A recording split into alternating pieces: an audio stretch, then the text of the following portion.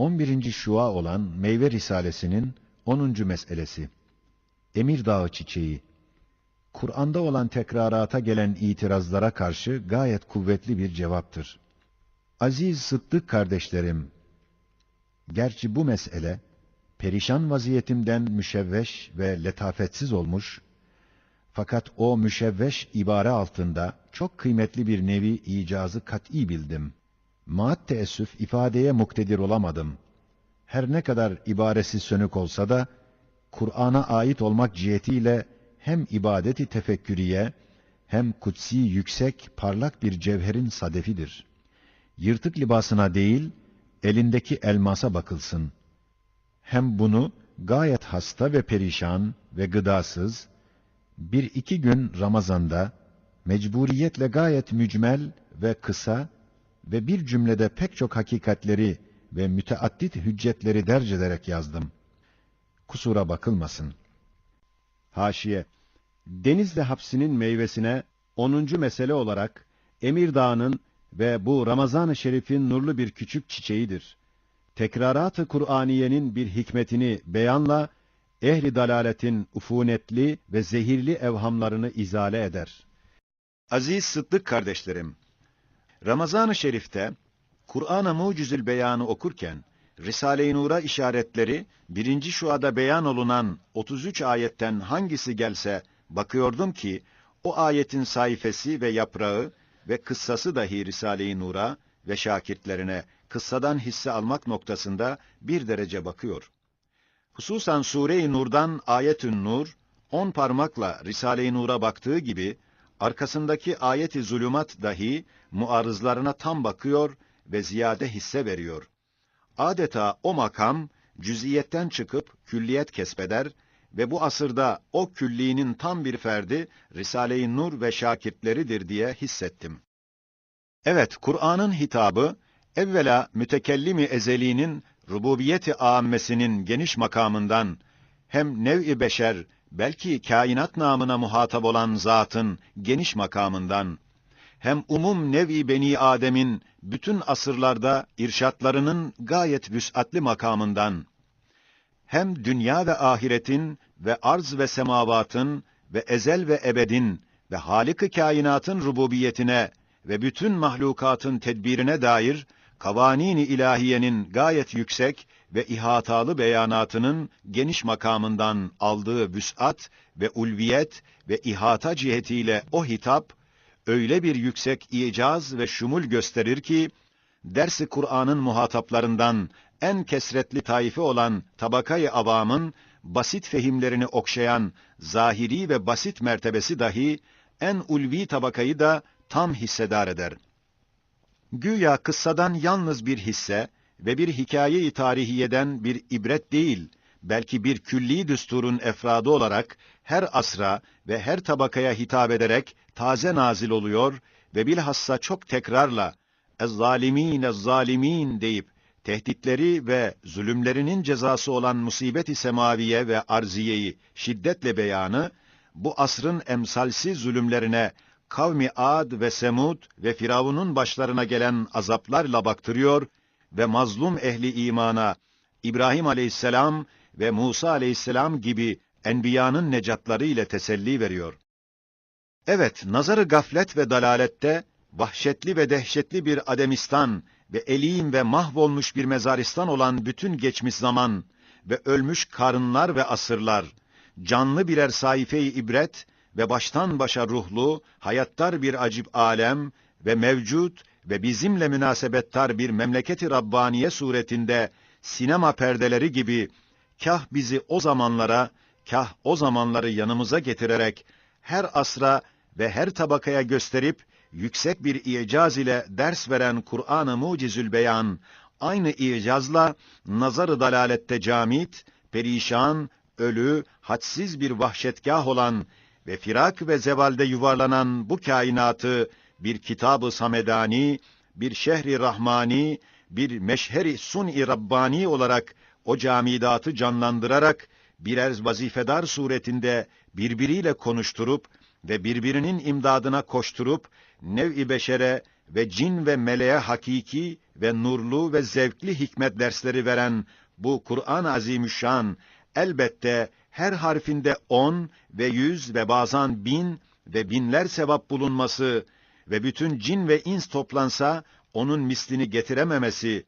ve bütün Beni Adem'le ve kainatla tam yerinde konuşması ve her zaman milyonlar hafızların kalplerinde zevkle yazılması ve çok tekrarla ve kesretli tekraratıyla usandırmaması ve çok iltibas yerleri ve cümleleriyle beraber çocukların nazik ve basit kafalarında mükemmel yerleşmesi ve hastaların ve az sözden müteessir olan ve sekeratta olanların kulağında mai zemzem misüllü hoş gelmesi gibi kutsi imtiyazları kazanır ve iki cihanın saadetlerini kendi şakirtlerine kazandırır.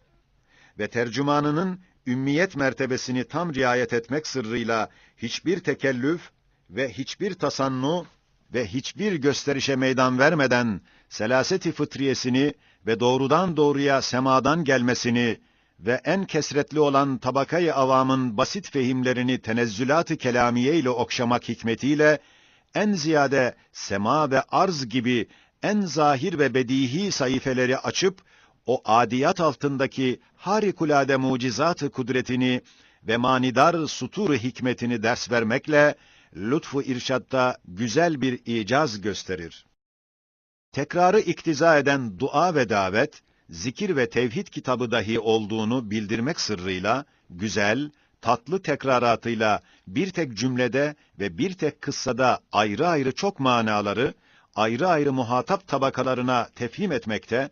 ve cüz'i ve adi bir hadisede en cüz'i ve ehemmiyetsiz şeyler dahi nazar-ı merhametinde ve daire-i tedbir ve iradesinde bulunmasını bildirmek sırrıyla tesis-i İslamiyet'te ve tedvin-i şeriatta sahabelerin cüz'i hadiselerini dahi nazar-ı ehemmiyete almasında hem külli düsturların bulunması hem umumi olan İslamiyet'in ve şeriatın tesisinde o cüz'i hadiseler çekirdekler hükmünde çok ehemmiyetli meyveleri verdikleri cihetinde de bir nevi icazını gösterir. Evet, ihtiyacın tekerrürüyle, tekrarın lüzumu haysiyetiyle, 20 sene zarfında pek çok mükerrer suallere cevap olarak ayrı ayrı çok tabakalara ders veren ve koca kainatı parça parça edip, kıyamette şeklini değiştirerek, dünyayı kaldırıp, onun yerine azametli ahireti kuracak ve zerrattan yıldızlara kadar bütün cüz'iyat ve külliyatı tek bir zatın elinde ve tasarrufunda bulunduğunu ispat edecek ve kainatı ve arz ve semavatı ve anasırı kızdıran ve hiddete getiren nev-i beşerin zulümlerine, kainatın netice-i hilkati hesabına gazab-ı ilahi ve hiddet-i Rabbaniye'yi gösterecek hadsiz harika ve nihayetsiz dehşetli ve geniş bir inkılabın tesisinde binler netice kuvvetinde bazı cümleleri ve hadsiz delillerin neticesi olan bir kısım ayetleri tekrar etmek, değil bir kusur, belki gayet kuvvetli bir icaz ve gayet yüksek bir belagat ve muktezai hale gayet mutabık bir cezalettir ve fesahattir. Mesela bir tek ayet iken 114 defa tekerrür eden Bismillahirrahmanirrahim cümlesi, Risale-i Nur'un 14. lem'asında beyan edildiği gibi,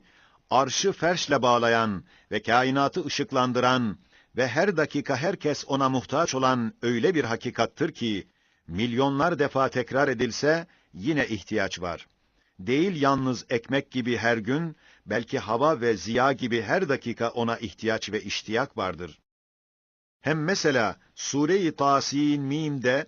8 defa tekrar edilen şu: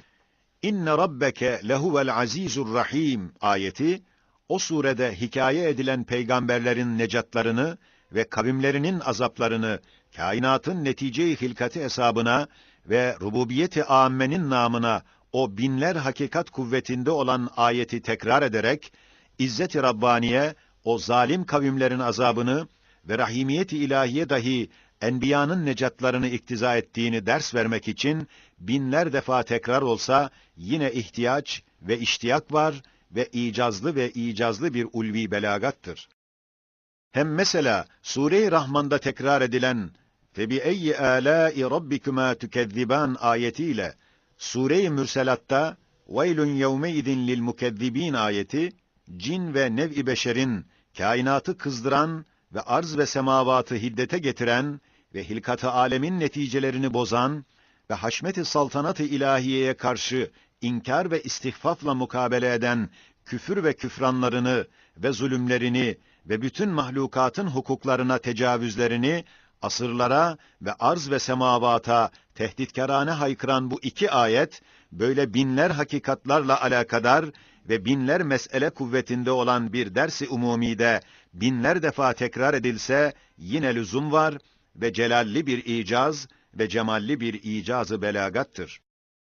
Hem mesela Kur'an'ın hakiki ve tam bir nevi münacatı ve Kur'an'dan çıkan bir çeşit hülasası olan Cevşenül Kebir namındaki münacat-ı peygamberi de 100 defa Sübhaneke ya la ilahe illa entel emanul eman, hallisna ve ecirna ve neccina minen nar cümlesinin tekrarında tevhid gibi kainatça en büyük hakikat ve tesbih ve takdis gibi mahlukatın rububiyete karşı 3 muazzam vazifesinden en ehemmiyetli vazifesi ve şekavet-i ebediyeden kurtulmak gibi nevi insanın en dehşetli meselesi ve ubudiyet ve acz-i beşerinin en lüzumlu neticesi bulunması cihetiyle binler defa tekrar edilse yine azdır. İşte tekrarat-ı Kur'aniye bu gibi metin esaslara bakıyor. Hatta bazen bir sayfede iktizai makam ve ihtiyacı ifham ve belagat-ı beyan cihetiyle 20 defa sarihan ve zımnen tevhid hakikatini ifade eder. Değil usanç, belki kuvvet ve şevk ve halavet verir. Risale-i Nur'da tekrarat-ı Kur'aniye ne kadar yerinde ve münasip ve belagatça makbul olduğu hüccetleriyle beyan edilmiş. Kur'an-ı Mucizül Beyan'ın Mekkiye sureleriyle Medeniye sureleri belagat noktasında ve i'caz cihetinde ve tafsil ve icmal vecihinde birbirinden ayrı olmasının sırrı hikmeti şudur ki, Mekke'de birinci safta muhatap ve muarızları, Kureyş müşrikleri ve ümmileri olduğundan belagatça kuvvetli bir üslubu âli ve icazlı, mukni, kanaat verici bir icmal ve tespit için tekrar lazım geldiğinden, ekseriyetçe Mekki sureleri, erkan-ı imaniyeyi ve tevhidin mertebelerini gayet kuvvetli ve yüksek ve icazlı bir icaz ile ifade ve tekrar ederek, mebde ve meadi, Allah'ı ve ahireti değil yalnız bir sayfede, bir ayette, bir cümlede, bir kelimede, belki bazen bir harfte ve takdim tehir, tarif tenkir ve hazf zikir gibi heyetlerde öyle kuvvetli ispat eder ki, ilmi belagatın dahi imamları hayretle karşılamışlar. Risale-i Nur ve bilhassa Kur'an'ın 40 veci icazını icmalen ispat eden 25. söz, zeyilleriyle beraber ve nazımdaki veci icazı harika bir tarzda beyan ve ispat eden Arabi Risale-i Nur'dan İşaretül İcaz tefsiri bilfiil göstermişler ki, Mekki sure ve ayetlerde en âli bir üslubu belagat ve en yüksek bir icazı icazi vardır. Ama Medine sure ve ayetlerinin birinci safta muhatap ve muarızları ise, Allah'ı tasdik eden Yahudi ve Nasara gibi ehli kitap olduğundan, muktezai belagat ve irşat ve mutabık-ı makam ve halin lüzumundan, sade ve vazıh ve tafsilli bir üslupla ehli kitaba karşı dinin yüksek usulünü ve imanın rükünlerini değil, belki medarı ihtilaf olan şeriatın ve ahkamın ve teferruatın ve külli kanunların menşeleri ve sebepleri olan cüziyatın beyanı lazım geldiğinden, o sure ve ayetlerde ekseriyetçe tafsil ve izah ve sade üslupla beyanat içinde Kur'an'a mahsus emsalsiz bir tarzı beyanla, birden o cüz'i teferruat hadisesi içinde yüksek, kuvvetli bir fezleke, bir hatime, bir hüccet ve o cüz'i hadise-i şer'iyeyi küllileştiren ve imtisalini iman-ı billah'la temin eden bir cümle-i tevhidiye ve esmaiye ve uhreviyeyi zikreder. O makamı nurlandırır, ulvileştirir, küllileştirir. Risale-i Nur, ayetlerin ahirlerinde ekseriyetle gelen İnna Allaha ala kulli şeyin kadir. İnna Allaha bi kulli şeyin alim. Ve huvel azizur rahim. Ve huvel azizul hakim gibi tevhidi veya ahireti ifade eden fezlekeler ve hatimelerde ne kadar yüksek bir belagat ve meziyetler ve cezaletler ve nükteler bulunduğunu 25. sözün 2. şulesinin 2. nurunda o fezleke ve hatimelerin pek çok nüktelerinden ve meziyetlerinden 10 tanesini beyan ederek, o hülasalarda bir mucize-i kübra bulunduğunu muannitlere de ispat etmiş. Evet, Kur'an, o teferruat-ı şer'iye ve kavanin-i içtimaiyenin beyanı içinde birden muhatabın nazarını en yüksek ve külli noktalara kaldırıp, sade üslubu bir ulvi üsluba ve şeriat dersinden tevhid dersine çevirerek, Kur'an'ı hem bir kitab-ı şeriat ve ahkam ve hikmet, hem bir kitab-ı akide ve iman ve zikir ve fikir ve dua ve davet olduğunu gösterip, her makamda çok makasıd-ı irşadiye ve Kur'aniyeyi ders vermesiyle, Mekkiye ayetlerin tarz-ı belagatlarından ayrı ve parlak mucizane bir cezalet izhar eder. Bazen 2 kelimede, mesela Rabbul Alemin ve Rabbuke'de, Rabbuke tabiriyle ehadiyeti ve Rabbul Alemin ile vahidiyeti bildirir. Ehadiyet içinde vahidiyeti ifade eder. Hatta bir cümlede bir zerreyi bir göz bebeğinde gördüğü ve yerleştirdiği gibi, güneşi dahi aynı ayetle, aynı çekiçle göğün göz bebeğinde yerleştirir ve göğe bir göz yapar. Mesela halakas semavati vel ard ayetinden sonra yulicul leyle fin nehari ve yulicun nehara fil leyl ayetinin akabinde